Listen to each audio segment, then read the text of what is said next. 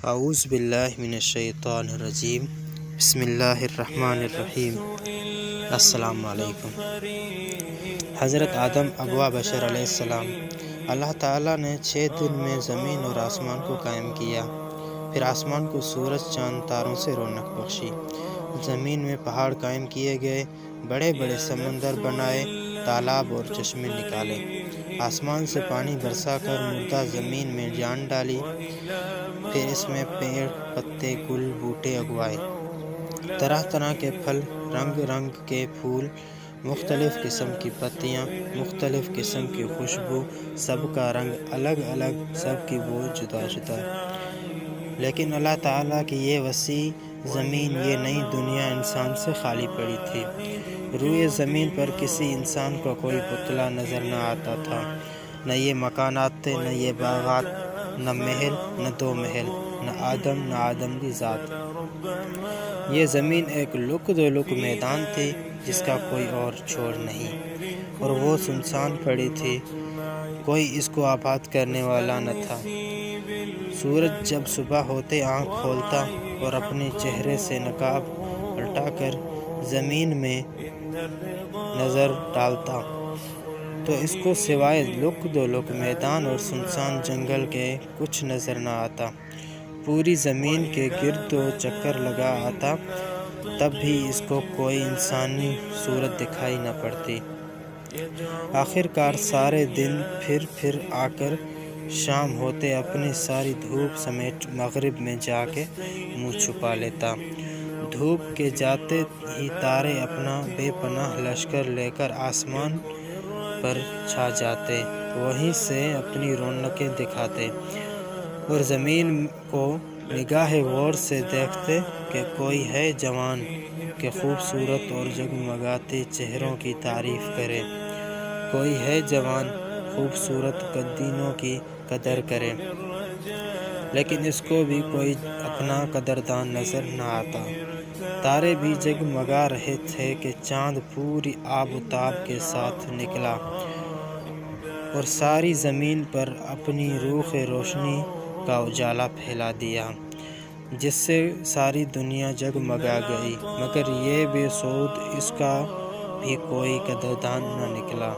آخر صبح ہوتے ہی تارے بھی جھلملا گئے اور چاند نے بھی اپنی چاندنی تھے کر ڈالی۔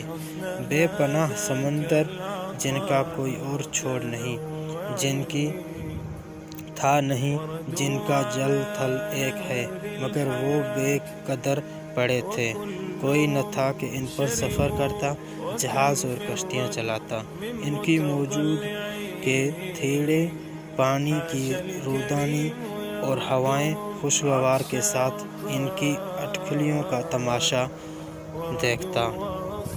زمین کا ذرہ ذرہ، گوشہ گوشہ زبان حال سے کہتا تھا کہ اللہ کی ایک بڑی نعمت ہوں، کوئی نہیں جو مجھے میری پیدا کی ہوئی نادر و نایاب چیزوں سے فائدہ اٹھائے، مگر اس کو جواب دینے والا بھی کوئی نہ تھا۔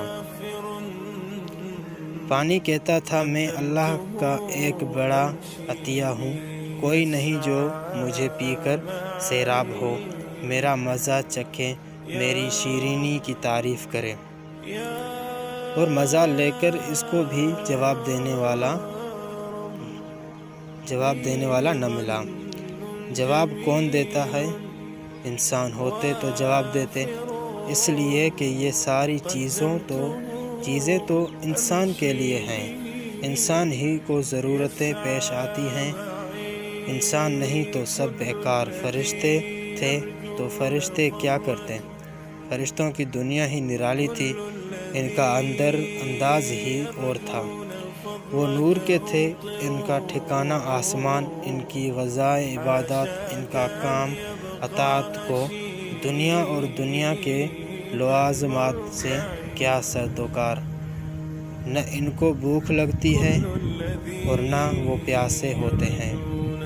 یہ شیطان جو اس وقت رائدہ درگاہ ہے، اس وقت بڑے مقرب بارگاہ تھا، یہ اس وقت ایسی عبادات کرتا تھا تمام فرشتے اس کی عبادات و اطاعت پر رشک کرتے تھے۔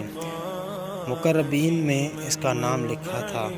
اس کے سجدے سے کوئی کونا نہیں بچا، اس کی عبادات سے کوئی جگہ نہیں چھوٹی۔ غرض یہ کہ آسمان اس وقت فرشتوں کی عبادات سے رشک کمر ہو رہا تھا اور زمین اللہ کی عبادات سے بے بہرا پڑی تھی۔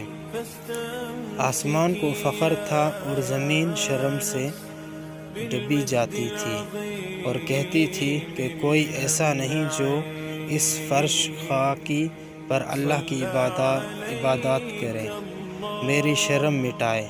کوئی نہیں جو اللہ ان کی بخشی ہوئی نعمتوں کو کھا پی کر اس کا شکر ادا کرے۔ ہمارے حضور صلی اللہ علیہ وآلہ وسلم کے مبارک و مقدس زمانے میں یہی زمین رشک و آفتاب اور شک اور رشک مہتاب بن گئی۔ زمین فخر سر اٹھاتی اور آسمان آداب سے سر جھکاتا تھا۔ زمین کہتی تھی کہ ہمیں اب وہ ماہ رسالت ملا ہے اور کسی کو نصیب نہیں۔ دوستو، آج کا موضوع یہ تھا، تو انشاءاللہ کل کے موضوع پہ پھر ملاقات ہوگی۔ چینل کو سبسکرائب اور لائک کریں۔